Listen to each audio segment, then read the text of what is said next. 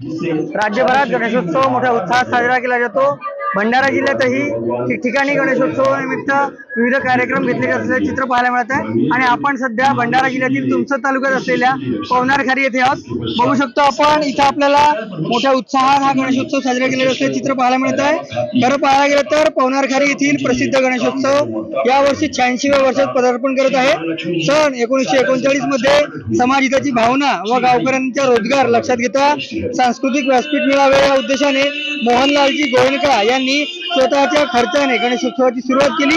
दरवर्षीप्रमाणे 10 दिवसाचे दर्शन विविध देखावे व आकर्षक सजावटीमुळे केवळ भंडारा जिल्ह्यातीलच नव्हे तर गोंदिया, नागपूर, चंद्रपूर तसेच मध्य प्रदेशातील भाविकही दर्शनासाठी येथे मोठ्या संख्येने येत असतात। खरं पाहायला गेलं तर यंदा हत्तीवर विराजमान असलेल्या गणरायाची मूर्ती ही विशेष आकर्षणाचे केंद्र ठरत आहे। गणेशोत्सव काळात पवनारखारी येथे विविध मनोरंजनाची दुकाने लागलेली असतात। साहित्य व खाद्यपदार्थाची रेलचेल असते, त्यामुळे स्थानिकांना रोजगाराचे साधन उपलब्ध होत असते। या उत्सवाने संपूर्ण आयोजन जे आहे ते गोयनका कुटुंबाच्या वतीने केले जाते। आणि आपल्या सोबत बोलण्याकरिता गोयनका कुटुंबातील काही नागरिक आहेत। राजेशजी आपल्या सोबत आहेत, आपण त्यांच्याकडून थेट जाणून घेऊया। राजेशजी, काय सांगाल, कशा प्रकारचा इथं उत्सव असतो आणि काय उद्देश याचा आहे? यहाँ पे गणेश जी की स्थापना होती है, गणेश उत्सव होता है। ये इसका उद्देश्य ये था कि हमारे दादाजी ने लोगों को एकत्रित करने, लोगों में धर्म की भावना निर्मित करने के उद्देश्य से लोकमान्य तिलक जी के बोलने से 1939 में पहली बार स्थापना करी थी गणपति जी की।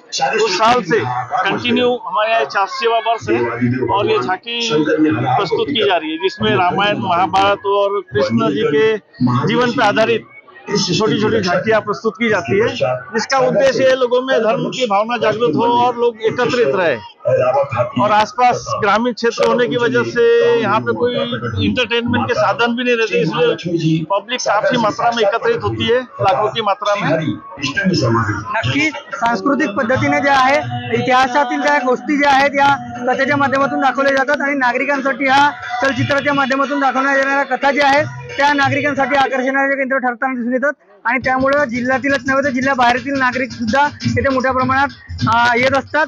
आणि दरवर्षी गणेशोत्सवादरम्यान इथे मोठ्या प्रमाणात यात्रा भरते आणि नागरिकांसाठी यामुळे रोजगाराचे केंद्र जे आहे ते निर्माण होतो। रुपेश सपाटे, TV9 मराठी, भंडारा।